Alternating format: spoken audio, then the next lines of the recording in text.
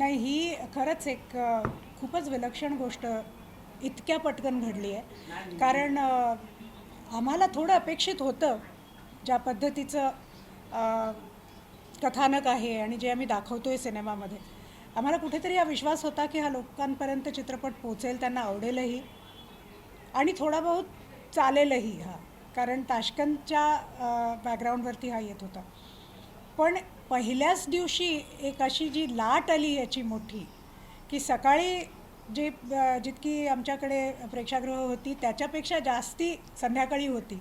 म्हणजे पहिल्याच दिवशी हा आम्ही बदल बघायला लागलो. आणि आज मला वाटतं 5वा का 6वा दिवस असेल. आज काय आहे, आज बुध आहे ना? आज 5वा दिवस आहे आजचा 6वा दिवस. आणि कुठच्या कुठे ही फिल्म पोचली आहे. तर हे मला असं वाटतं की हे सगळे आशीर्वाद आहेत खरं सांगू तर. आणि विवेकनी खास करून अत्यंत मेहनत घेतली आहे हा सिनेमा बनवण्यामध्ये. दिवस रात्र एक केली आहे. कारण आम्ही काही असं कमर्शियल चित्रपट आम्ही बनवत नाही. त्याच्यामुळे आमच्याकडे अशी 25 लोकं कामाला वगैरे असं नाही आहे. आमचं एक खूप छोटं युनिट आहे. मी, विवेक आणि पोस्ट प्रोडक्शनमध्ये माझा मुलगा आणि प्री प्रोडक्शनमध्ये माझी मुलगी, असे आम्ही सगळ्यांनी मिळून आमची कामं वाटून घेतली आहेत. आता हे अमेरिकेचा दौरा सुरू झाल्यापासूनचं आम्हीच दोघंजणं करतो आहे सगळं. तर त्यामुळे आम्हाला सवय नाही आहे खरं सांगायचं तर. आता हे जे होतं आहे हे सगळं पाहायची, हा सगळा अनुभव घ्यायची, याची आम्हाला सवय नाही आहे. पण हात जोडून मी सगळ्या प्रेक्षकांना अगदी मनपूर्वक आभार मानते की जो पाठिंबा त्यांनी दिला आहे हे सत्य समोर आणण्यासाठी. आणि मला वाटतं हा कुठेतरी हा मेसेज बाहेर जाणं खूप गरजेचं होतं. कारण आपल्याला सगळ्यांना लोक म्हणायचे की आपल्यामध्येच खूप फूट आहे. तर हाही मेसेज बाहेर जाणं गरजेचं होतं की नाही, आपण एकत्र आहोत सगळे. भारतीयता काय आहे आज सगळ्यांना दिसते आहे. आणि ती फक्त भारतात नाही तर भारताबाहेर राहणारे सुद्धा जे भारतीय आहेत, प्रवासी भारतीय आहेत, तिकडे सुद्धा वेगवेगळ्या देशांमध्ये जेव्हा हाऊसफुल हा शो जातो आहे आणि तिकडे चित्रपट संपल्यानंतर जनगण मन गायलं जातं आहे आपलं. ह्यापेक्षा आणखीन मोठा आशीर्वाद आणखीन काय मागू शकतो आपण असं. विवेक सरांनी आज जाता था अजून एक गोष्ट केली मुझे आपने हिंदी मराठी नहीं आती। आपने आज जाते हुए कहा कि ये फिल्म महाराष्ट्र में जब टैक्स फ्री होगी तब सही अर्थ में लोगों तक फिल्म पहुंचेगी। कि आज एक मैडम कह रही थी कि फिल्म प्रत्येक रिक्शा वाले तक पहुंचनी चाहिए जो वो देख पाएगा, क्योंकि ये फिल्म उसके लिए है। सो कहीं ना कहीं आप चाहते हैं कि महाराष्ट्र में हर एक स्टेट में ये फिल्म टैक्स फ्री हो ताकि उस जनता तक ये फिल्म पहुंचे जो ये फिल्म सच में देखना चाहते हैं। देखिए, मैं महाराष्ट्र मेरी कर्म भूमि है। मैं जो कुछ हूँ आज महाराष्ट्र में ही हूँ। महाराष्ट्र के अगर महाराष्ट्र में मेरे को स्वागत नहीं किया होता, अपनाया नहीं होता, तो मैं यहाँ क्यों होता ऐसा आज। और बाकी सारी स्टेट्स इसको टैक्स फ्री कर रही हैं। छत्तीसगढ़ जो कांग्रेस की स्टेट है वो टैक्स फ्री कर रही है। आज पंजाब से भी कांग्रेस के जो लीडर्स हैं, मेंबर ऑफ पार्लियामेंट, उनने भी बोली ये बात। तो बाला साहब ठाकरे जो थे उन्होंने एक दीवार बन के खड़े हो गए थे हिंदुओं के दुश्मनों के सामने। और इसीलिए उन्होंने जब कश्मीर पे ये जेनोसाइड हुआ तो कश्मीरी हिंदुओं को सबसे पहले यहाँ पे शरण शब्द गलत है, पर उनको यहाँ पे आके पढ़ने एजुकेट होने के लिए देखिए उन्हें नहीं कहा नौकरी मैं तुम्हें कर रहा हूँ, पढ़ने के लिए उन्होंने किया। और वो कारण है कि आज सारे कश्मीरी हिंदू पुनर्स्थापित अपनी ज़िंदगी में हैं और वो लोग काफ़ी सक्सेसफुल। तो मैं चाहता हूँ कि बाला साहब की आत्मा की शांति के लिए, उनके सम्मान, उनके गौरव के लिए उद्धव ठाकरे जी और उनके पोते आदित्य ठाकरे जी इस पर विचार करें। और देखिए ये फिल्म ये ना सोचें कि ये बीजेपी, कांग्रेस, विवेक अग्निहोत्री, वो चलिए हम गलत हैं, मैं मानता हूँ हम नहीं सही हैं, आप ही सही हैं, पर कम से कम उन कश्मीरी हिंदुओं का तो सम्मान करिए जिनके लिए बाला साहब ने दिल खोल के उनके लिए काम किया। और हर कश्मीरी हिंदू मुझसे ये बात बोलता है कि सब जगह अगर हो रही है टैक्स फ्री तो महाराष्ट्र में क्यों नहीं हो रही।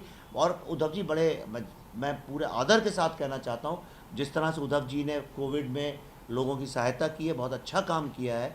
और वो इसको भी ज़रूर बिज़ी होंगे, उनकी कोई मजबूरी होगी, उनको देर हो गई, लेकिन वो ज़रूर इस पर विचार करेंगे। और मुझे ऐसा लगता है कुछ एक दिन के अंदर अंदर वो इसको टॅक्स फ्री ज़रूर करेंगे। म्हणजे बाळासाहेबांना भेटलेली आहे मी आणि त्यांचा उल्लेखही आम्ही या चित्रपटात केलेला आहे. त्यांच्यासारखा म्हणजे दुसरा कोणी होणे नाही हे नक्कीच आहे. सगळ्यांचं श्रद्धास्थान होतं बाळासाहेब म्हणजे. तर महाराष्ट्रात मला तर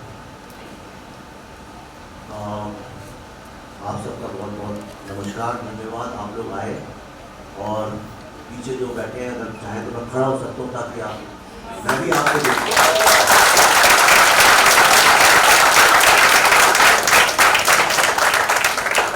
मैं आपको भी देखूं।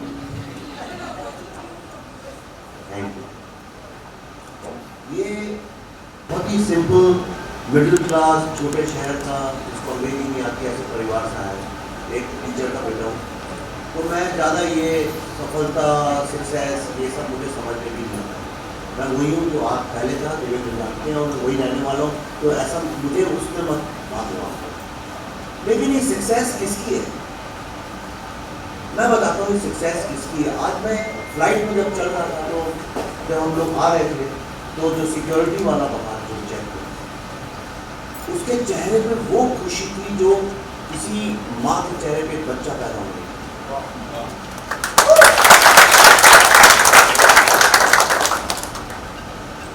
आगे चल के जो जो बग्गी चलाते हैं वहाँ एयरपोर्ट पे, वो लोग जो स्टारबक्स पे सामान बेचते हैं, एलीट लोग जो थे टाई सूट वाले, वो देखते थे, पहचानते थे, कुछ नहीं बोलते। पर ये लोग दौड़ दौड़ के मेरे पास आ रहे थे। उनके चेहरे पे वो भाव था, जब बहुत लेट किसी के बच्चा हो तो जो खुशी होती है। एक असंभव चीज जब संभव हो जाए तो खुशी होती है। तो सबसे पहले तो ये जो सफलता है, ये मेरी नहीं है। मैं इसको कैटेगोरिकली ऑन द रिकॉर्ड्स आज पहली बार डालना चाहता हूँ। और अगर आप थोड़ा भी मेरा सम्मान करते हैं, तो आज के बाद प्लीज इस सफलता को मुझसे ना चुकाएं। मैं सिर्फ एक माध्यम था। ये ऐसी चीजें सरस्वती के आशीर्वाद से होती हैं। इसके पीछे बहुत डिवाइन फोर्सेस होती हैं। आप माने चाहे ना माने, मुझे ऐसा लगता है दुनिया में ऐसा है। एक आइडिया का टाइम आ गया था, उसको होना ही था। चूंकि मैं शिव और सरस्वती का उपासक हूं, इसलिए मुझे कश्मीर का विषय मिल गया। और ये सक्सेस है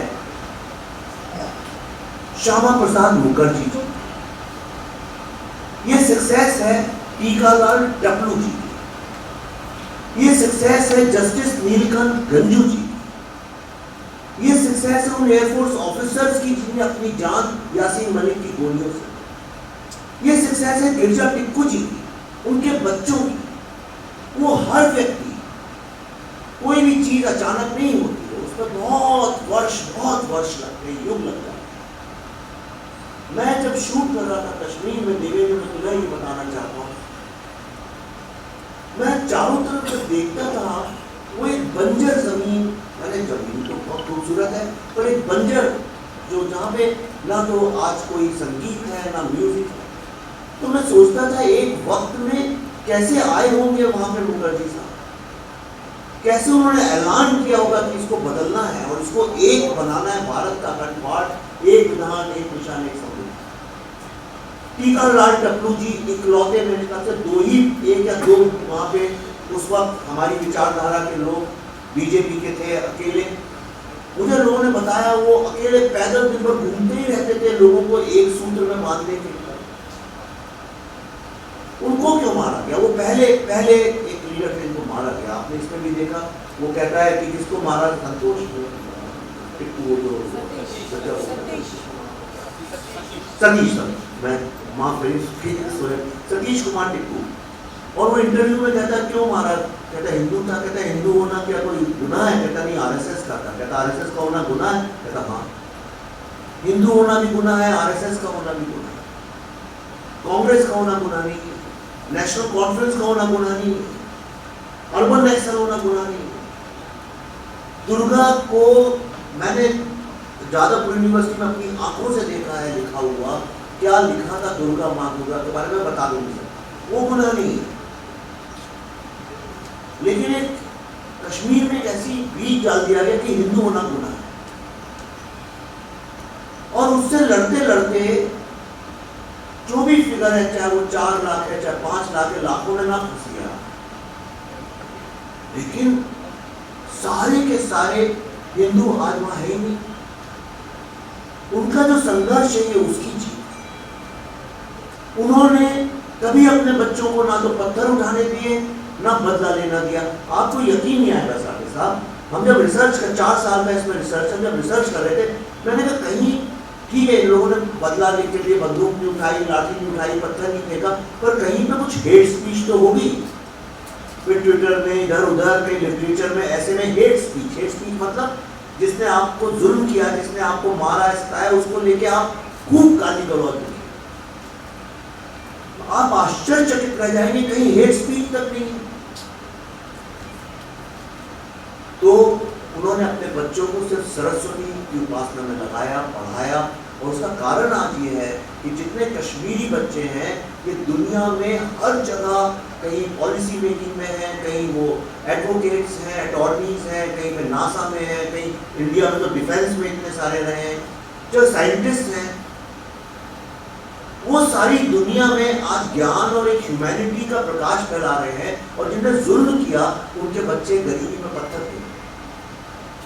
तो ये उन सब माँ बाप जिनका त्याग और तपस्या, जिनका संघर्ष से उनके बच्चों को ये सफलता मिली, उनके बच्चे मतलब हमारे बच्चों को ये सफलता मिली, मतलब भारत को ये सफलता मिली, ये सरस्वती की उपासना की जो सफलता है ये उसकी सफलता।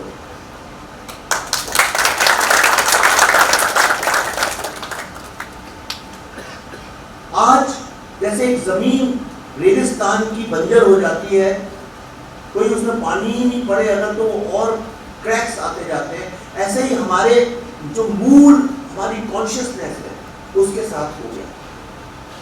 हम लोगों को हमेशा बांटने की कोशिश तो ये हो कि वो पूरे भारत में ऐसा विश्वास हो गया था कश्मीर कोई अलग जगह। आम भारत में लोग ये पूछने लगे थे कि जम्मू में बर्फ गिरती है तो क्या होता है, जम्मू में बर्फ नहीं गिरती, पर जम्मू कश्मीर आमतौर पे, मैं तो महाराष्ट्र में हमेशा मुझसे बहुत लोग पूछते थे, अच्छा वहाँ शूटिंग कर रहे थे जम्मू में बर्फ थी कि नहीं थी, वैष्णो देवी लोगों को लगता है बर्फ गिरती है। हमने कश्मीर को सिर्फ नक्शे में ही अपने दिमाग से भी टेढ़ा मेढ़ा बना के हमें प्रेजेंट कर दिया गया। जो बच्चा स्कूल कॉलेज जा रहा था उसको पता ही नहीं इसका सत्य क्या है। आज इस फिल्म के जरिए सबको ये पता चल गया कि बिना कश्मीर के भारत का कोई अस्तित्व नहीं। ये उस बात की सफलता है।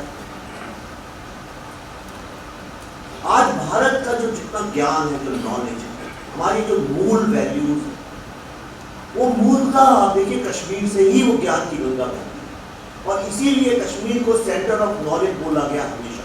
और ये भारतीयों ने नहीं, विश्व में चाइनीज लोगों ने लिखा है, उन्हें भी नॉलेज सेंटर बोला है, रोमन एम्पायर ने इसको नॉलेज सेंटर बोला था, ईरान इराक में तो ये फेमस ही था कि वो नॉलेज सेंटर है, और ग्रीक लोगों ने भी बोला।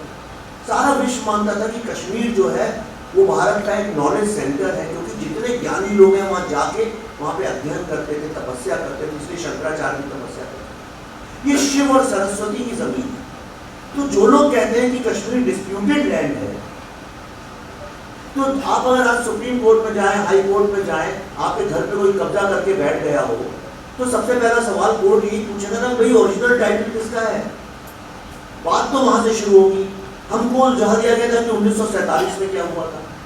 1947 एक सिविलाइजेशनल नेशन जो है उसका तो एक बहुत छोटा सा एक साल है। भारत का निर्माण 1947 को नहीं हुआ।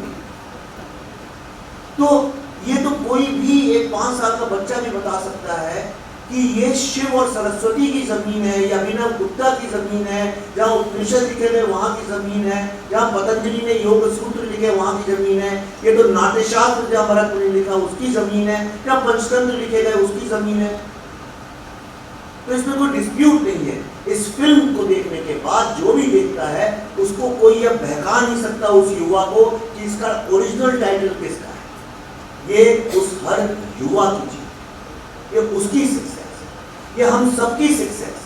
इसलिए सक्सेस को बांट के एक आदमी पे केंद्रित कर देना, ये बॉलीवुड के फिल्म स्टार्स के साथ तो जायज है, मेरे साथ कृपया ये अन्याय ना करें। ये सबकी सफलता है, तो ये मेरे भाव हैं। लेकिन थोड़ा सा पीछे जाते हैं। 2019 ताशकंद फाइल्स, 2022 कश्मीर फाइल्स, दो बिंदुओं के बीच में जो जर्नी था, कहीं पे पॉइंट आया होगा जब आपने कहा होगा कि yes this is the story I want to tell, और ये मेरा इंस्पिरेशन। ये थोड़ा सा हमें जाता है ये 2019 में हमने 2018 में चालू कर दिया था। ताशकंद फाइल्स के रिलीज होने के काफ़ी पहले ही शुरू हो गया था काम। और ये जब मुझे डॉक्टर सुरेंद्र कौर है अमेरिका में, कश्मीरी पंडित हैं, वो मुझे अचानक, जब एक डिवाइन फोर्सेस काम करती हैं तो वो अचानक मिल गए। उन्होंने मुझसे एक सवाल कहा कि भाई आप हमारे ऊपर एक डॉक्यूमेंट्री क्यों नहीं बनाते? तो मैंने कहा डॉक्यूमेंट्री ज़्यादा लोग देखते नहीं है, और दूसरा क्या प्रॉब्लम है, कश्मीर पे फिल्म बनाना मतलब अपनी जान को सीधा दांव पे लगा देना है। तो ये कैसे करूँ, यानी आप बताइए। तो उन्होंने बोला था विवेक जी आप भी ऐसा बोलेंगे तो फिर मतलब हमारे लिए कोई आशा नहीं है, there is no hope for us. और उसके बाद जब मैं अमेरिका से वापस आ रहा था फ्लाइट में, तो मेरे दिल में ये बात बहुत चुभी। लौट के जब मैं आया, मैंने पल्लवी से ये बात करी, उसके बारे में वो बताएंगी कि इनने कैसे फैसला किया उसका, क्योंकि पल्लवी जी का रोल इसमें जो है, कहते हैं शिव बिना शक्ति के अधूरे हैं, और वो शक्ति क्या है? वो शक्ति है कॉन्शियसनेस। शक्ति वो दुर्गा का रूप नहीं है, ये कॉन्शियसनेस है शिव। तो मैंने पल्लवी से कहा ये बड़ा कांटों भरा रास्ता है, इसमें जान का भी खतरा है, माल का भी खतरा है, और इसमें क्रेडिबिलिटी को तो ये लोग डिस्क्रेडिट कर ही देंगे आपको, पुरानी चीज़ें उखाड़ के आपकी क्रेडिबिलिटी को करेंगे। और सबसे बड़ा खतरा इसमें ये है, अगर इसमें हम सफल नहीं हुए, कहीं 19-20 हो गया गलती से, तो फिर इस विषय पे कोई भी कभी कोई फिल्म अगले 100 साल में बनाएगा नहीं। तो इसका बहुत ही बड़ा क्रेडिट पल्लवी जी को जाता है।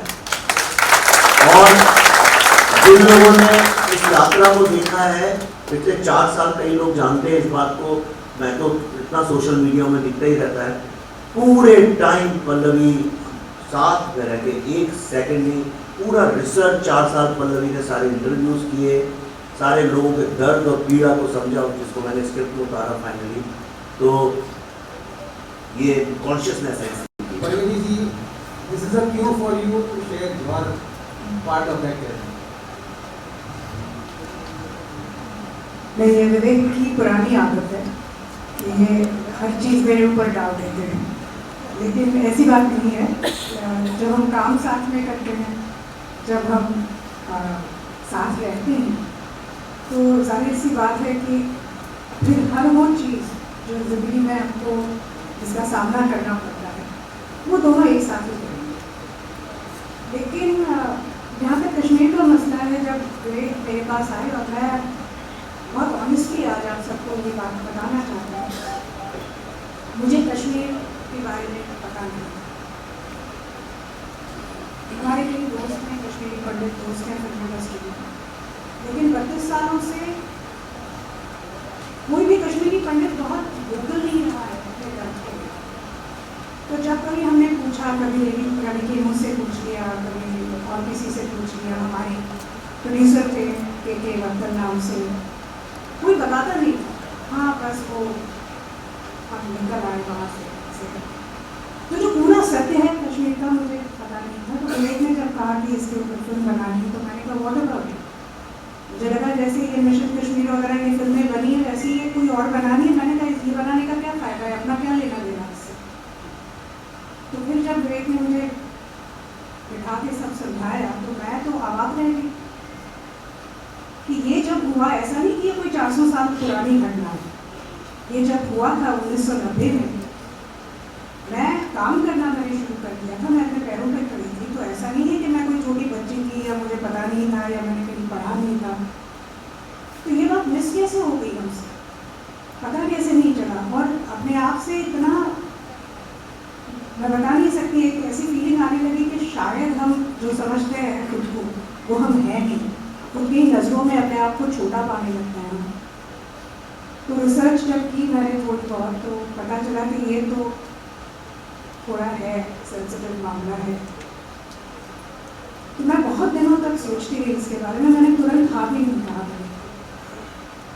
और जब फाइनली मैंने मन बना लिया कि अगर हमने एक राह चुनी है, और हम अगर कह रहे हैं डब्बे की चोट पे पहली फिल्म से कि हम फाइल्स खोल के रहेंगे, तो ताशकंद के बाद तो ये लाजिम है। अगर हम 30 साल से मुझे ही नहीं पता है, तो मैंने ही तो धोखा दिया है उनको, क्योंकि ये बात मुझ तक नहीं पहुँची। तो आपको क्षमा मांगने के लिए अलग अलग तरीके होते हैं। तो मैंने कहा ये हमारी तरफ से सारे कश्मीरी पंडित समाज को और कश्मीर राज्य को, जिसे हमने बिल्कुल अकेला छोड़ दिया, हमारी तरफ से ये सॉरी कहने का मौका है और इसको गवाना नहीं चाहिए। तो हमने फिर ये डिस्कशन किया, उसमें बच्चों को भी शामिल किया कि उन्हें ऐसा ना लगे कि अरे माँ बाप ने पता नहीं कौन सा खतरा बोल दिया और हमारी ज़िंदगी को क्या बना दिया। तो हमने उनको भी साथ में लिया, उनको भी समझाया और वो बहुत अच्छा हुआ ये डिसीजन हमारा, क्योंकि जैसे आप जानते हैं कि यंग बच्चे आजकल खासकर शहरों में, बम्बई में पले पड़े हैं, तो एक कहीं थोड़ा सा निकल रहे थे शायद एक दिशा में, तो इस फिल्म की वजह से वो वापस ठीक रास्ते पर आने लगे।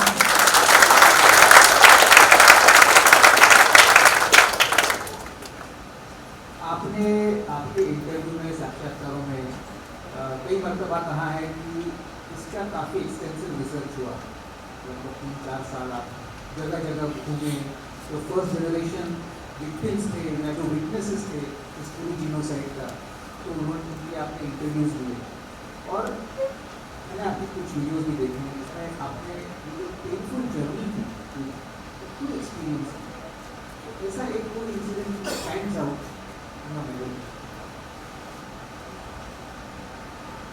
एक्चुअली पहला इंटरव्यू मतलब everything was terrible, I must tell you, क्योंकि हम जब गए वहाँ उनसे पूछने के लिए तो हमें पता था कि हाँ इनके पिता की हत्या कर दी थी, लेकिन कैसे की थी ये नहीं पता था।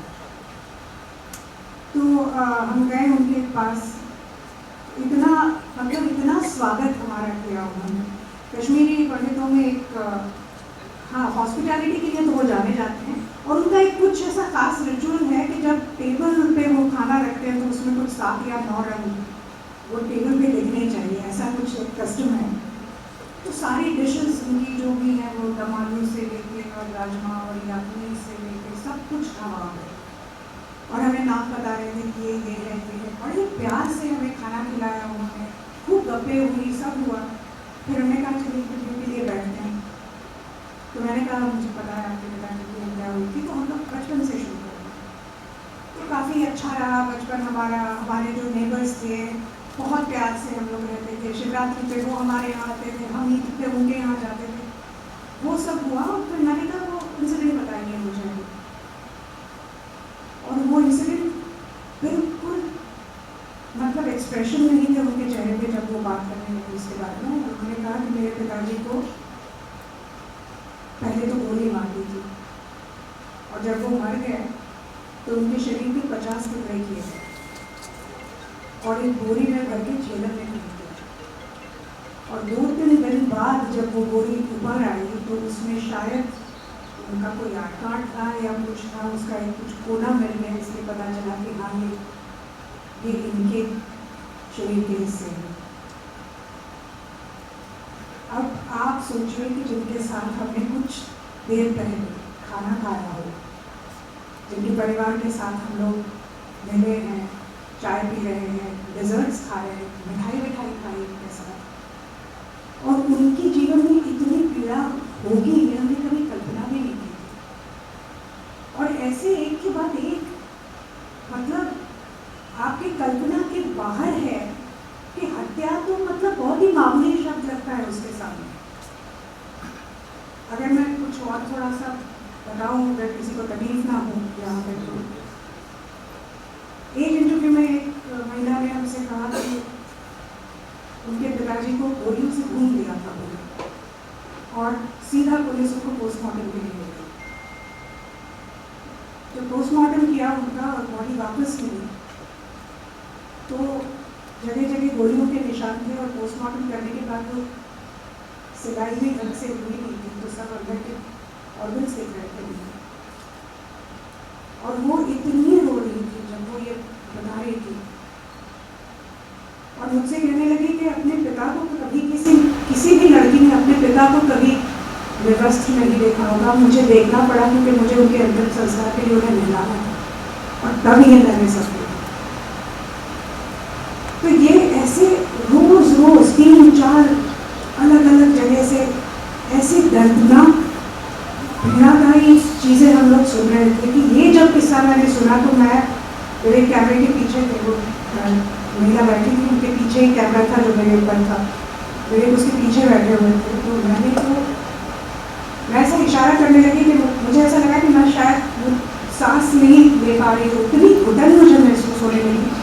और मैंने कहा रहने तो मुझसे नहीं हो रहा इंटरव्यू, और मैं उठ गई ऑलमोस्ट, और फिर एकदम से बैठ गई हुई, क्योंकि मुझे ऐसा लगा कि मैं ये सुन के सहन नहीं कर पा रही हूँ कि महिला उसमें 30 सालों से यही जख्म अपने दिल में लेके वो जी रही है, और सिर्फ जी रही है, वो इसका क्लोजर भी नहीं मिला है, क्योंकि किसी को सजा नहीं हुई है। उनके पिता के साथ जिन्होंने ये किया है, कोई भी गया नहीं है जेल, FIR नहीं है, कुछ नहीं है। और आज 32 साल हो गए इस बात को, ये सारे जख्म लेके जब वो बैठे हैं इतने दिनों से, और किसी ने सुना तो नहीं उनको। और हम लोग भारत की इतनी महानता की बात करते हैं, हम विश्वगुरु अपने आप को कहलाने की कोशिश कर रहे हैं, और ये क्या किया है हमने अपने ही देश में। तो बहुत ही दर्द आप उनके पूरे कैथारसिस का एक माध्यम बने, और वो मतलब हर एक व्यक्ति में, चाहे वो महिला हो या पुरुष हो, सब ने हमसे एक बात जरूर कही कि रोना उनको इस वजह से नहीं आ रहा था कि वो वापस उन्हें याद आ रहा था सारा, वो तो है ही खैर जख्म, एक बहुत गहरा जख्म है, लेकिन कहना उनका ये था कि पिछले 32 साल में किसी ने हमसे आके इस तरह से पूछा ही नहीं जैसे आप पूछे हैं, और इसीलिए वो आंसू निकल रहे थे।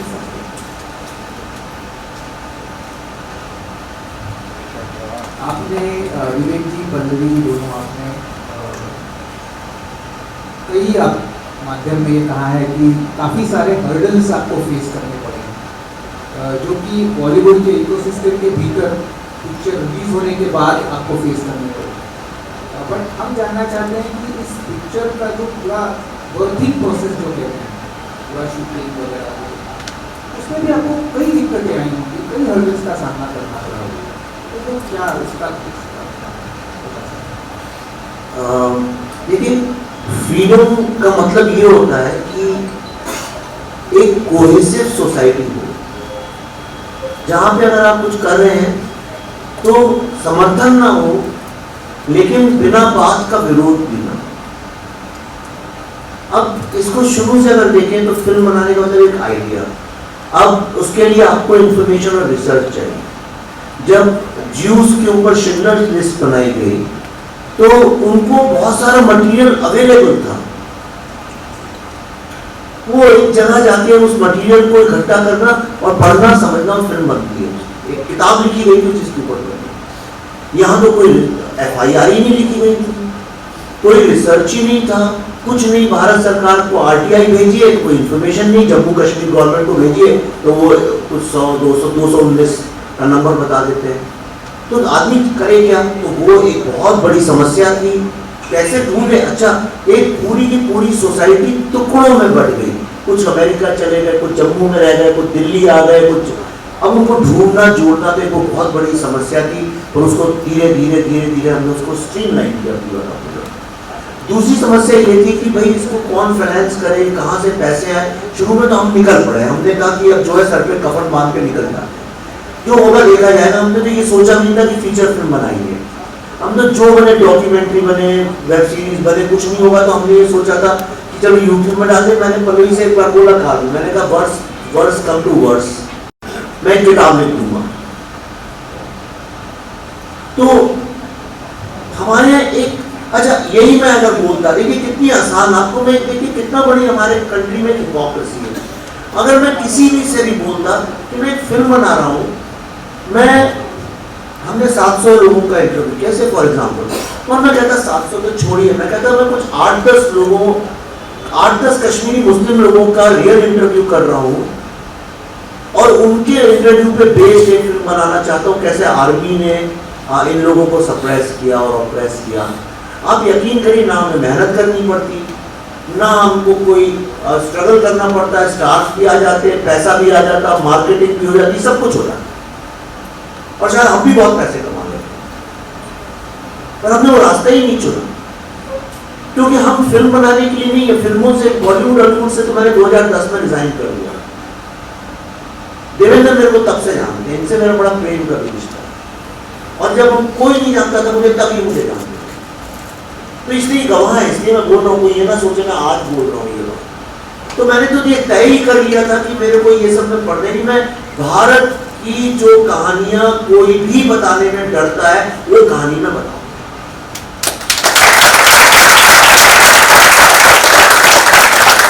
अब पूरा का पूरा वो इकोसिस्टम जिसकी कल प्रधानमंत्री जी बात कर रहे थे, वो पूरा इकोसिस्टम इस बात में लग गया, अरे ये फिल्म क्या खा के बनाएंगे, बनाए तो हम देखते हैं, राइट।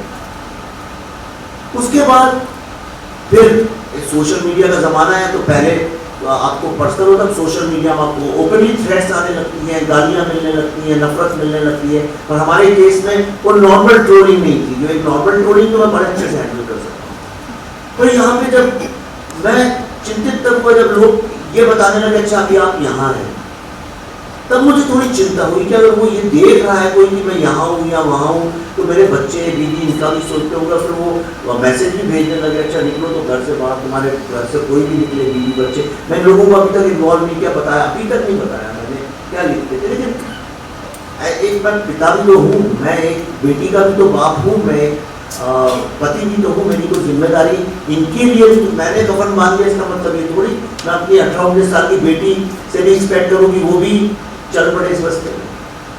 तो वो एक खतरा। दूसरा, कहीं से कोई सहयोग नहीं, कोई सहयोग नहीं, कहीं भी किसी चीज से एक्टर्स काम करने को तैयार नहीं, बड़े कैमरामैन कैमरा करने को तैयार नहीं। तो हमने सब अपना इंडिजिनस इकट्ठा किया, हमने उन लोगों को पकड़ा जो कुछ भी नहीं था। जो कैमरामैन की इतनी तारीफ पूरे विश्व में हो रही है, उसको तो काम ही नहीं था, कोई काम था ही नहीं उसका। वो यंग मराठी लड़का था, हमने कहा चलो कुछ नहीं किया ना, हमारे साथ काम करो। म्यूजिक डायरेक्टर कुछ नहीं है उसके पास, कोई पूछता नहीं, कोई काम नहीं देता, हमने कहा हमारे साथ काम करो। आज उसी म्यूजिक की सारी दुनिया तारीफ कर रही है।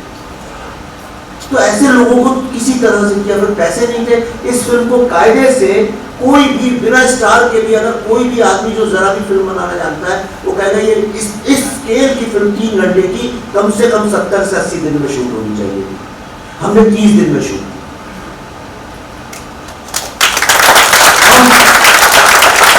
कश्मीर गए। कश्मीर में हमने सोचा कि चलो कश्मीर आए तो यहाँ के लोगों को तो समझे, ऐसा नहीं भाई है तो अपने बच्चे हैं, तो अपने देश में रह तो रहे हैं, वहाँ पे ब्रेन वॉश है, इस्लामिस्ट हो गए, जो भी हो गए, जब उनसे बातचीत तो करें, देखें क्या होता है। उनको हमने खाने पे बुलाया, हमारे साथ बैठे हुए लड़की भी थी वहाँ की जो कि बहुत अच्छी थी, जो अपने को मानती थी कि मैं भारतीय हूँ, थी मुस्लिम लड़की, पर वो उसको ऐसा नहीं था कि ये अलग है। तो बातचीत में वहाँ हर कोई बोलता है इंडिया, ऐसे यूज करते हैं। पर अगर आप थोड़े से संवेदनशील हैं तो आप कॉम्प्रोमाइज कर ले तो आपको समझ में आएगा क्यों बोलते हैं, क्योंकि सब 1990 के बाद पैदा हुए। इनको बताया ही नहीं गया कि भारत और कश्मीर का क्या रिश्ता है। तो उसके खिलाफ सब हो गए। अगले दिन उसको 4-5 दिन के लिए भागना पड़ा छोड़ के शुरू। फिर मेरे ऊपर फतवा इशू कर दिया। अब फतवा इशू करने का मतलब मैं दोबारा कश्मीर भी नहीं जा सकता हूँ, और यहाँ पे भी सोच सोच के चलना पड़ता है क्या करें क्या नहीं करें। फिर मार्केटिंग कैसे करें, डिस्ट्रीब्यूट, आपने तो अपनी आंखों से देखा है। आज देखिए कि मैं चिल्ला चिल्ला के कह रहा था इस फिल्म को, ये बड़े बीच कैंडी की फिल्म नहीं है, ये तो नासिक, रतलाम ऐसे छोटे मोटे शहरों में लोगों को देखने की फिल्म है। ये हर भारतीय को देखने की फिल्म है, किसको विश्वास ही नहीं था। 400 स्क्रीन, यानी बॉलीवुड की बी ग्रेड फिल्म भी जो होती है वो 1,500 स्क्रीन पर रिलीज होती है। ये कश्मीर है लोगों के दिमाग में, ये जो स्टैब्लिशमेंट है पूरा, मैं ये नहीं कह रहा सिर्फ बॉलीवुड का, मीडिया का। फिर मीडिया, मैं गिड़गिड़ा के लिटरली बोल रहा हूँ, सत्य बोल रहा हूँ, सरस्वती की साक्षी मान के बोल रहा हूँ, गिड़गिड़ा तो मैंने कहा प्लीज प्लीज इसको आप थोड़ी स्पेस दो, लोगों को पता तो चले कश्मीर फाइल्स नाम की फिल्म आ रही है। और एक बार पता चलेगा तो देखिए लोग कैसे उमड़ेंगे, तैयार नहीं। और अब फिल्म सक्सेसफुल होगी तो वही जनाब जो थे कल मेरे जान के पीछे पड़ गए कि आपको इंटरव्यू करने ही पड़ेगा मेरे साथ। मैंने कहा मैं आपके साथ नहीं करूंगा।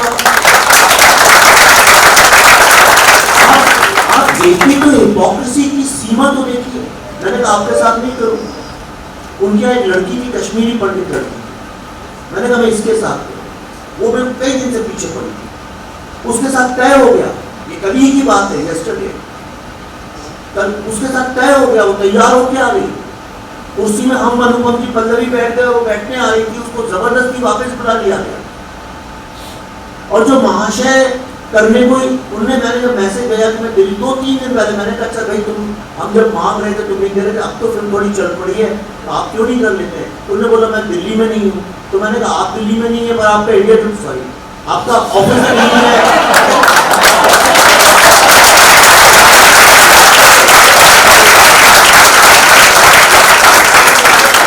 और मैं ऐसे नहीं बोल रहा हूँ, सारा व्हाट्सएप है। मैंने कहा आपका स्टूडियो तो दिल्ली में, वो तो नहीं भागा जा रहा है कहीं। तो उन्होंने जवाब ही नहीं दिया, उसके बाद जवाब ही नहीं दिया। तो उस लड़की के साथ तय हुआ, और सच कह रहा हूँ वो स्टेज में आई और उसको किसी काम से बुलाया गया। उसका मैंने देखा दूर खड़ी, उसकी आंखें बड़ी गीली थी। तो मैंने उससे बोला और इंटरव्यू चल, मैंने कहा क्या प्रॉब्लम क्या? कहती नहीं मैं नहीं कर रही हूँ, अब वो हमारे सीनियर एडिटर ने बोला। तो सीनियर एडिटर साहब जब आए तो मैंने कहा नहीं, आप भले ही आपको करने मत, मैं इसके बिना नहीं करूँगा। और उसको फिर स्टेज पर बुलाया गया।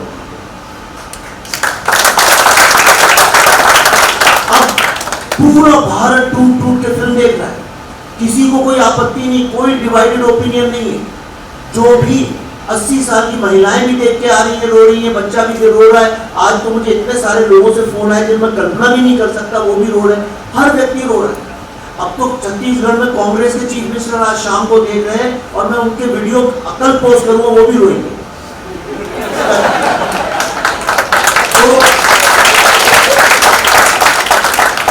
तो रो सब रहे हैं जो सिनेमा के अंदर फिल्म देख रहे हैं और समझ रहे हैं कि हमने शिव और सरस्वती की भूमि के साथ क्या कर दिया, वो फिल्म देख के रो रहे हैं। और जो फिल्म नहीं देख रहे हैं वो बाहर बैठ के रो रहे हैं। वो इस बात पे रो रहे हैं कि लोग फिल्म क्यों देखें। तो ये जो समस्या है ये पूरा, तो फिर आए हमसे इंटरव्यू करने, तो कहने का there is a divided opinion. मैंने कहा देखिए एक सेकंड, सबसे पहले तो ये टैकल है नो डिवाइडेड ओपिनियन, आप ओपिनियन डिवाइड कर। इतने साल से आप लोग झूठ बोलते हैं, कहते आपके अगेंस्ट कुछ लोग क्यों हैं? मैंने कहा इसलिए है कि जो झूठ की दुकानें आपने 32 साल से खोली है। मैं आपको एक बात बताऊं, कश्मीर एक पॉलिटिकल समस्या नहीं है, कश्मीर एक कमर्शियल समस्या है, कश्मीर एक व्यवसाय है, कश्मीर एक धंधा है। ये टेररिज्म का धंधा है, ये इंटेलेक्चुअल टेररिज्म का धंधा है, ये अर्बन नेशनलिज्म का धंधा है, ये इंटरनेशनल धंधा है। जैसे पैलेस्टाइन उसी तरह और इस फिल्म ने उस धंधे को पूरी तरह से बंद करना तय कर लिया है, इसलिए ये लोग इसी का वेट भी धागा पकड़ के आपने कश्मीर को 370 अनुच्छेद के पहले भी देखा है, 370 अनुच्छेद आज जाने के बाद भी देखा है, कई आपने वहाँ पे एक्सप्लोरेशन किए, तो क्या फर्क महसूस होता है और इसका आगे चल के ये पूरे डायलॉग में क्या इसका योगदान है? देखिए जब किसी को पैरालिसिस हो जाता है तो दो बातें होती है। मैं डॉक्टरों ने मुझे बताया, अगर आप में इच्छा शक्ति है, अगर आपकी स्पिरिट है कि मैं फिर से चलूं, तो आप धीरे धीरे धीरे, रिकवरी बहुत स्लो होती है पर अल्टीमेटली लोग चलने लगते। और अगर इच्छा शक्ति नहीं हो तो आप वेजिटेबल बने पैरालिसिस में पड़े रहते हैं, कोमा। चलिए मान लीजिए कश्मीर का जो भी हुआ, पर 60-70 साल से कोई इच्छा शक्ति ही नहीं थी उसके लिए कुछ करने की, तो वो एक पैरालाइज वेजिटेबल की तरह पड़ा था। भारत के लोग भी भूल गए थे। हमें तो ये भी नहीं समझ में आता था कि अफगानी जुबान अलग है और कश्मीरी अलग है। हम तो हर किसी को जो ऊपर का मानने लगे थे कि कश्मीरी। तो अब 370 हटाने के बाद एक बात तो तय है, आज होम मिनिस्टर जी से मिलकर पल्लवी से मुझे बड़ा अच्छा लगा। उनने जो बातें बताई कि किस तरह से कश्मीर का एक मैप है, विजन, वो लंबा रास्ता है, लेकिन इच्छा शक्ति इतनी प्रबल है कि मैं आपको गारंटी करता हूं कि कश्मीर उठ के चलेगा और भारत से ज्यादा।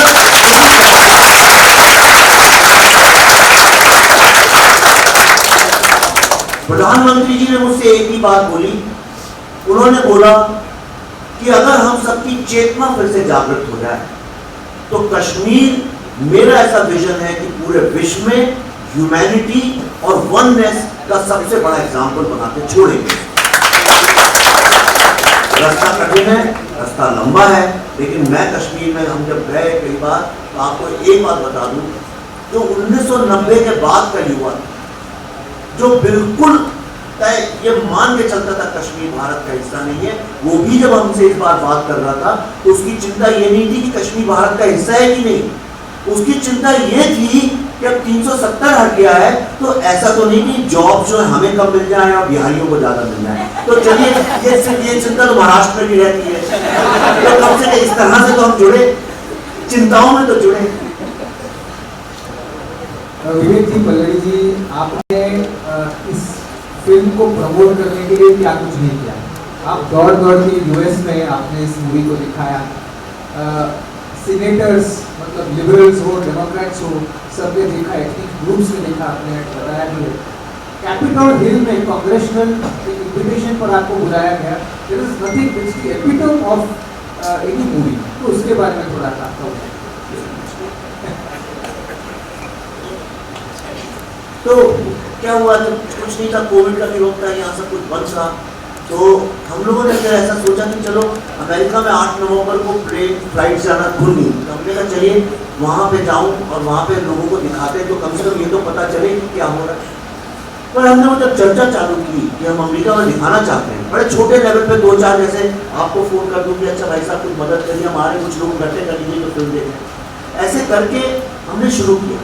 लेकिन 10-12 दिन के अंदर 36 ऑर्गेनाइजेशन जुड़ गई, world Jews organisation, world Sikh organisation, Christian organisation, physician organisation, Telugu organisation, Kannada organisation, Marathi समाज, बंगाली समाज, 36, Nepal, Tibet, Buddhist, Yazidi, Syrian, सब जुड़ गए। 36 ऑर्गेनाइजेशंस ने अपने मन से बीड़ा उठाया कि इस फिल्म को हम बहुत ही एक अच्छे तरीके से, एक ऑर्गेनाइज तरीके से लोगों को दिखाएंगे।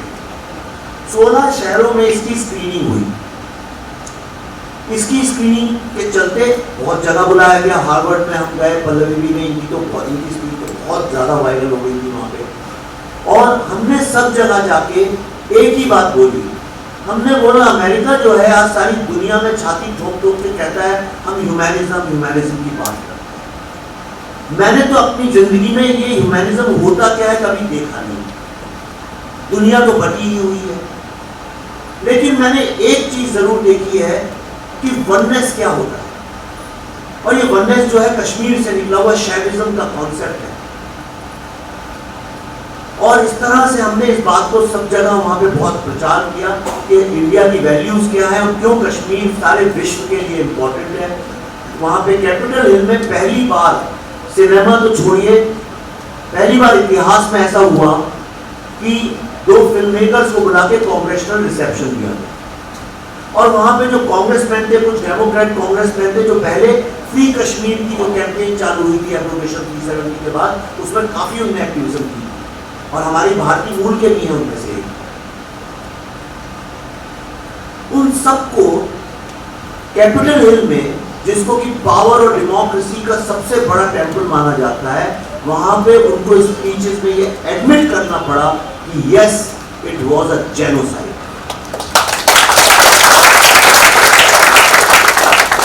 आज ये सबसे ज्यादा रिव्यूड फिल्म है, और सबसे ज्यादा इसके रिव्यूज जो पाकिस्तान से आए हैं, शायद आपको पता है। हर पाकिस्तानी रिव्यूअर ने एक्सोडस वर्ड नहीं, जेनोसाइड वर्ड यूज। आज जितना भी मीडिया जो गाली भी देता है मीडिया, वो भी जेनोसाइड लिख रहा है एक्सोडस में। तो ये एक उसका बड़ी ताकत थी। दूसरा, जब मैं पिछली बार गए थे हम लोग 2019 में, तो वहां मैंने देखा टाइम स्क्वायर वर्ल्ड की सबसे प्रेस्टीजियस, सबसे महंगी और सबसे ज्यादा प्रतिष्ठित एक साइट है। वहां अगर आपका ऐड लग गया मतलब आप दुनिया में तो आप एक टॉप पे आपके लिए। तो मैंने जब गया रात को, मैंने वहां देखा कि वहां पे फ्री कश्मीर की होर्डिंग लगी, और उसको लगाने में पाकिस्तानी ही लोग थे मोस्टली, और जो पीओके के लोग थे, तो उसमें बहुत तादाद में हमारे हमारे हिंदू, भारतीय हिंदू लोगों के बच्चों ने भी काम किया था, उन्हें भी चंदा किया था पैसे करने के लिए। और वो भी वहाँ पे झंडे पकड़ पकड़ के कहते फ्री कश्मीर, जिनके माँ बाप सुबह शाम पूजा करते हैं उनके बच्चे ही हैं।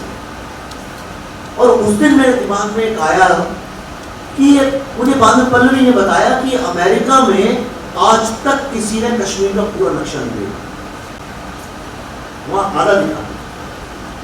ये फिल्म देखने के बाद अमेरिका में लोगों ने, जैसे आप मेरी बात सुन रहे हैं, लोगों ने अपनी स्वेच्छा से $20, $100, $1000 जिसके जितना सामर्थ्य इकट्ठे कर करके इस साल 26 जनवरी को कश्मीर फाइल्स के साथ कश्मीर के पूरा नक्शा लगाया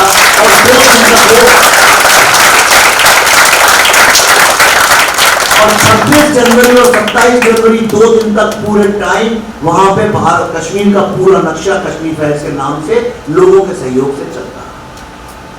और उसके बाद में आपको जो सबसे बड़ी विजय है, जो सक्सेस, ये आप सबकी भी विजय है। कई बार आपने देखा होगा ये लोग आते हैं और कहते हैं कि अमेरिका की स्टेट ने इंडिया के लिए ये साइटेशन दिया है कि इंडिया में तो फैशिस्ट गवर्नमेंट है। हिंदू जो लोग हैं वो सैफरन टेरर के लिए उठा लाते कहीं कहीं से ये लोग, ये उसके लिए लॉबिंग करते हैं, एक्टिविज्म करते हैं, लोगों को वाइन पिलाते हैं, सब करते हैं, सेनेटर्स को पैसे देते हैं, कांग्रेसमैन को लॉबिंग अमेरिका में अलाउड है, $1 देने कर करा के ऐसा मैन्युपुलेट स्कीम करके कहीं से निकलवा। हमें नहीं पता था, लेकिन जो रोड आइलैंड एक बहुत ही डेमोक्रेट, सेकुलर, प्रोग्रेसिव, लिबरल जगह है, जितनी भी डेफिनेशंस लेफ्ट और इन लोगों की होती है सब है, बड़ा बड़ा है, हर सर्व गुण संपन्न। और जो डेमोक्रेट प्रेसिडेंट्स होते हैं वहीं से अपनी कैंपेन चालू करते। तो अभी 2-4 दिन पहले डॉक्टर सुरेंद्र कौल, जो ग्लोबल कश्मीरी पंडित डायस्पोरा के फाउंडर है, वो आए तो रोड आइलैंड की जो, जिसको विधानसभा हमारे बोलते हैं, वहाँ हाउस ऑफ रिप्रेजेंटेटिव बोलते हैं, वहां से एक सर्टिफिकेट लाए, पल्लवी जी आपको पढ़ के बताएंगे। और ये शांति से सुनिए, ध्यान दीजिए कि ये कोई भारत की स्टेट नहीं कर रही है, ये अमेरिकन स्टेट है।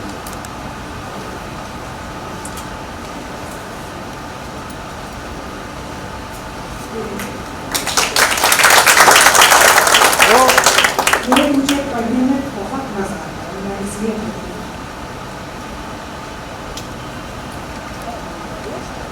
State of Rhode Island takes a citation.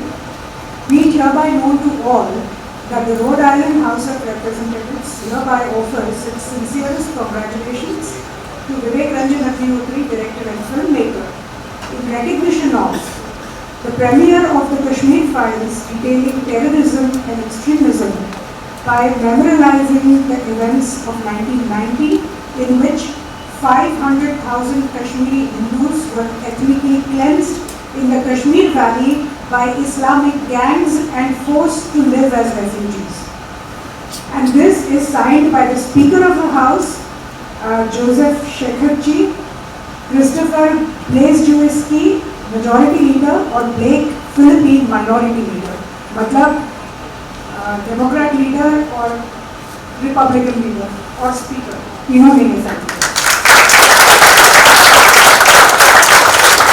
तो इसकी खास बात ये है कि ये एक ऑफिशियल डॉक्यूमेंट है, पहली बार इसमें कश्मीरी हिंदू वर्ड लिखा गया है और पहली बार इसमें इस्लामिक गैंग्स वर्ड लिखा गया है।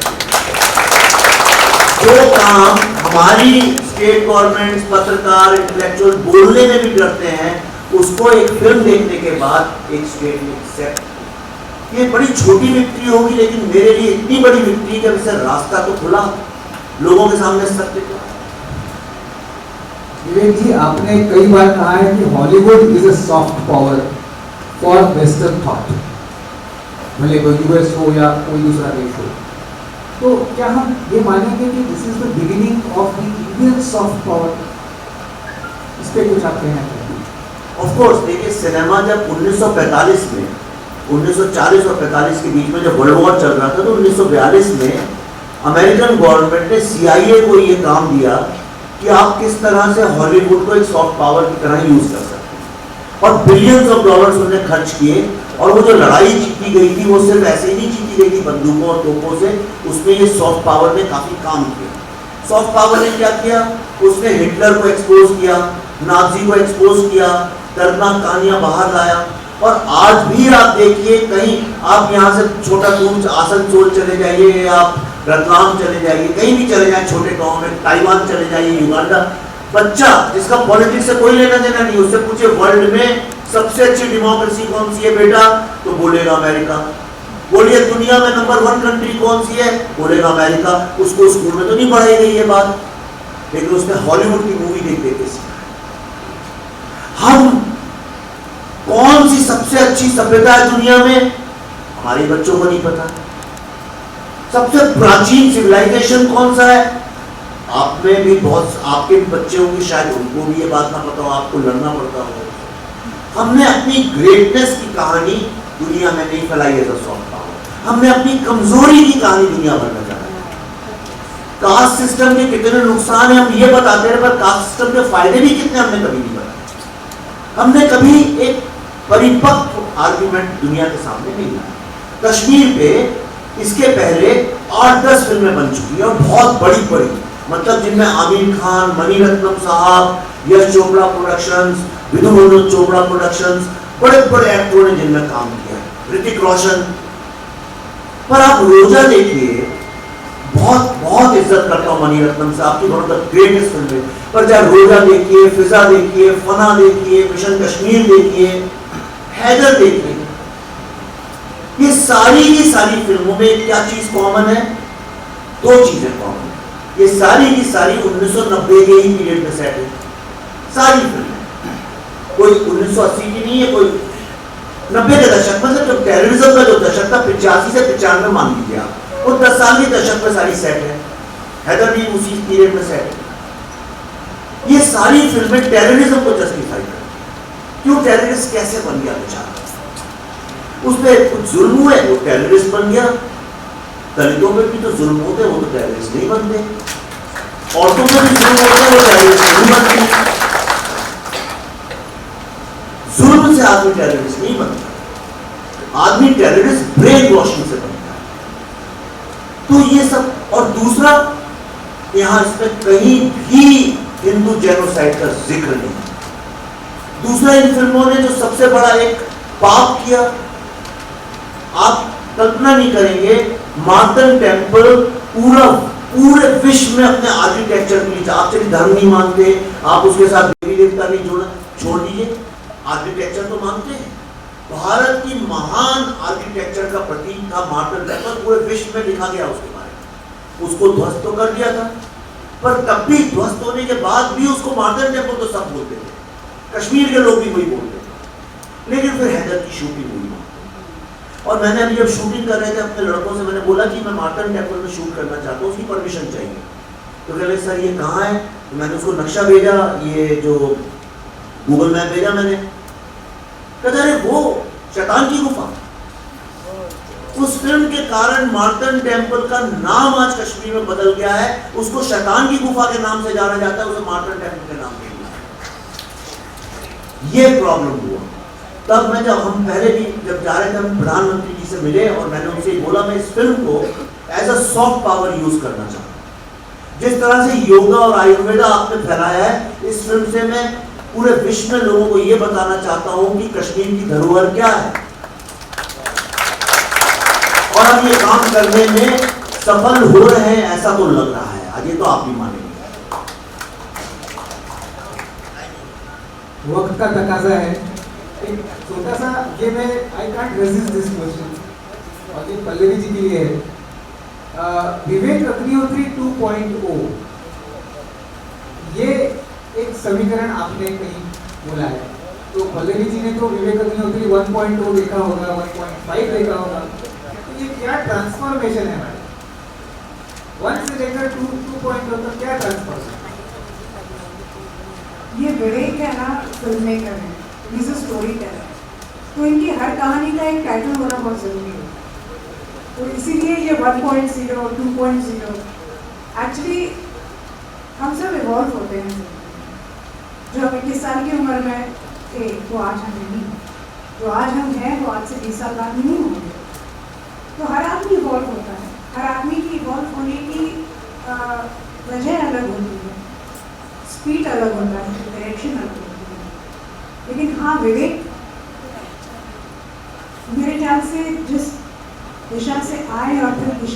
दिशा में निकले थे और फिर जहाँ जिस दिशा में पहुँचे हैं, ये एक पूरा ज़िंदगी का त्रिकोण इन्होंने कवर कर लिया है पूरा का पूरा। तो इसलिए मुझे लगता है कि वो हर उस, जैसे हमको ज्योमेट्री में सिखाते हैं ना कि हर एंगल का वो कुछ एक ABC उस पॉइंट के नाम देने होते हैं, तो ऐसे इन्होंने अपने वो हर मोड़ को एक एक टाइटल दिया हुआ है।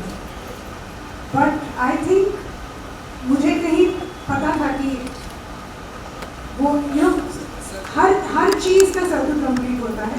We all come back 360 degrees. तो अभी 3.0 में इनका बाकी है। दो फायदे तो खोली है, दो फायदे तो खोली है, विवेक की और कितनी फायदे खोली है। बहुत बड़ा काम हो रहा है। बहुत बड़ा काम हो रहा है। मेरे वायर के बीच में मत घुसो किशन। ये फिल्म हमारे दोस्त की नहीं है, ये पास की फिल्म, बिल्कुल गलती मत करना, ये पास की फिल्म है। ये फिल्म अगर पास की होती मैं बनाता ही नहीं, मुझे हिस्टोरिकल फिल्में बनाने का शौक है। ये हमारे फ्यूचर की और तुम्हारे फ्यूचर की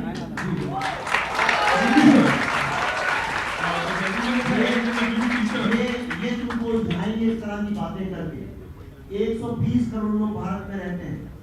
120 करोड़ लोगों को पिछले 70 साल से इन लोगों ने इतनी पीड़ा और इतनी ग्लानि दी है, आत्मग्लानि, कि भारत के जो भी आदमी अंग्रेजी नहीं बोलता है, कोलोनियल नहीं था, उसको लगता था जैसे मैं कमजोर हूँ, मुझमें कोई कमी है। मैं भारत के नए स्वावलंबी व्यक्ति बनो, कोई ऐसा बोल रहा है और 70 साल से तुमने हमें गालियां दी, थोड़ी तुम भी खा लो।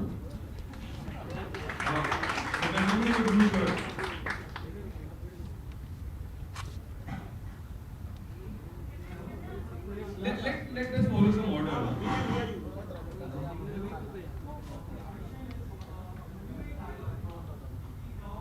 जिस टाइम करूँगी उस टाइम देना। देखिए क्या है कि धारणा सी बना दी कम्युनिस्ट लोगों ने, इतना बड़ा झूठ हमसे बोला है और सबको ये लगता है वो करते हैं, वो है एस्टेब्लिशमेंट, वो चलाते हैं चीजों को। सरकारें तो आती है जाती है, सरकारों के आने जाने से नैरेटिव तो बदलते ही नहीं है। तो इसलिए वो डायलॉग इसीलिए है कि भाई एस्टेब्लिशमेंट तो वही रहता है, उस एस्टेब्लिशमेंट को तोड़ो। अच्छा सरकार चली, अच्छा कोई सी भी आ गई, नई सरकार 2014 आई, बॉलीवुड के एस्टेब्लिशमेंट बदला। अगर ये फिल्म अच्छा चलती है तो वो सारी भाषा बॉक्स ऑफिस की समझते हैं। तो अगर ये फिल्म अच्छी चलती है तो तुम एक काम करो, अपने दोस्तों को जो कश्मीरी नहीं उनको ये फिल्म दिखाओ। जब तक हर एक भारतीय इस फिल्म को ना देख ले चैन से बैठो नहीं, और उसके बाद तुम जिस दिन चाहोगे 50-100 विवेक अद्वैती और खड़े हो जाएंगे। पर उसके लिए हर भारतीय को फिल्म दिखाना जरूरी है। We'll come to two ladies. And we are taking all the rickshaw walas and we are taking and booking the full halls for rickshaw walas जो नहीं afford कर सकते, हम उसको sponsor कर रहे हैं। तो like and sir like इस मूवी को जो gentleman यहाँ पता नहीं गायब हो गए तो अपने नंबर के साथ, तो I know कि this is the truth and I want to ask you, what can we do as a common Indian इसको ऑस्कर तक पहुंचाने के लिए?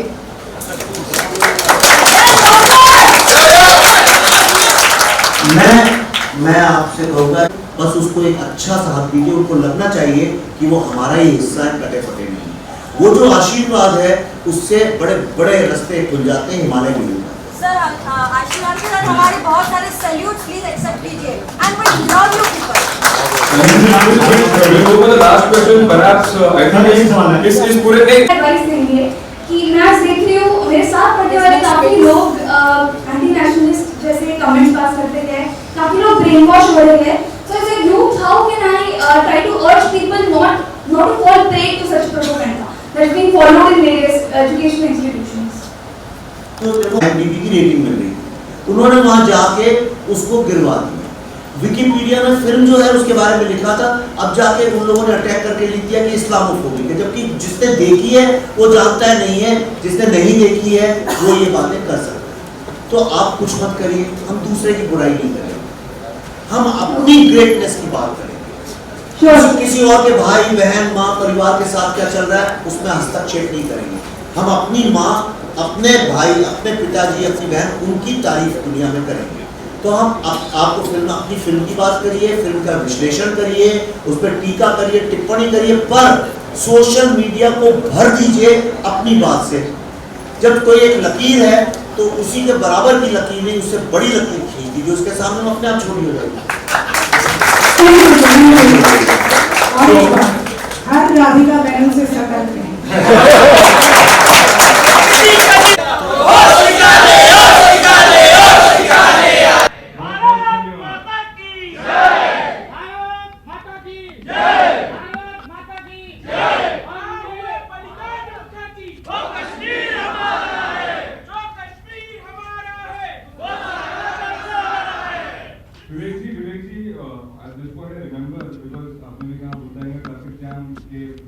देख रहे हो यहाँ पे स्लोगन लिरिक्स हो रही है, इतने सारे यूथ आए, that's been a fantastic journey I guess.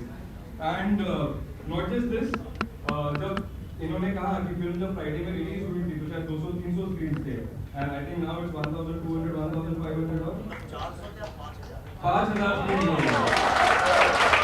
Tax free movies होते हैं सुना था, लेकिन गवर्नमेंट हाफ डे देख रही है मूवी देखने के लिए मुझे पहली बार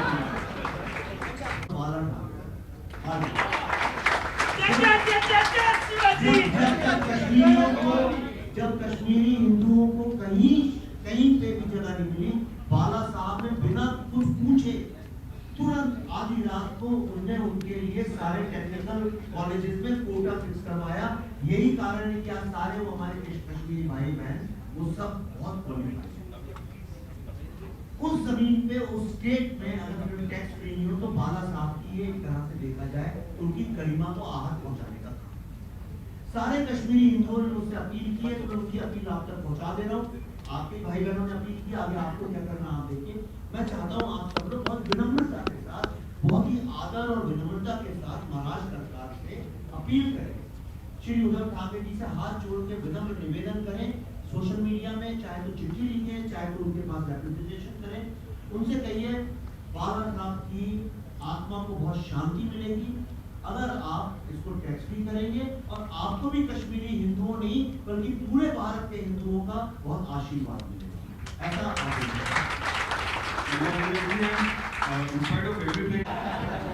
तो दिल की बात जुबान पे आ गई। तो मैं पढ़ रहा था कि more than Akshay Suleiman more than Coolie as well. It has been the biggest blockbuster that Hindi cinema has seen in the last 3 years, and we hope it is going to be the biggest blockbuster Indian cinema has ever seen in the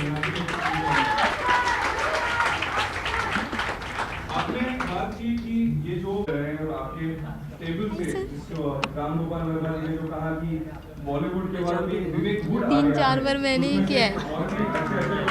रुक लूंगी, लाओ इस हाथ में दे दो, इस हाथ में दो, इधर से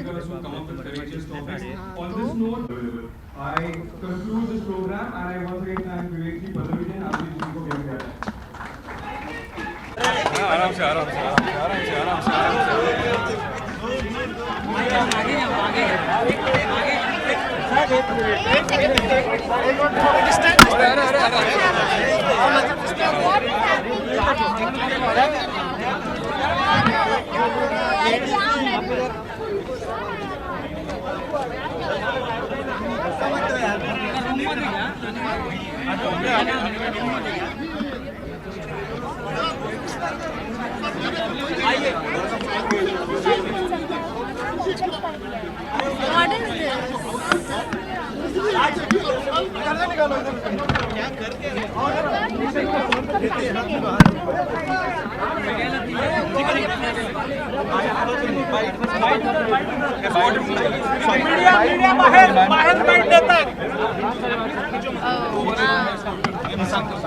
मैडम जरा प्लीज आप चलिए मैडम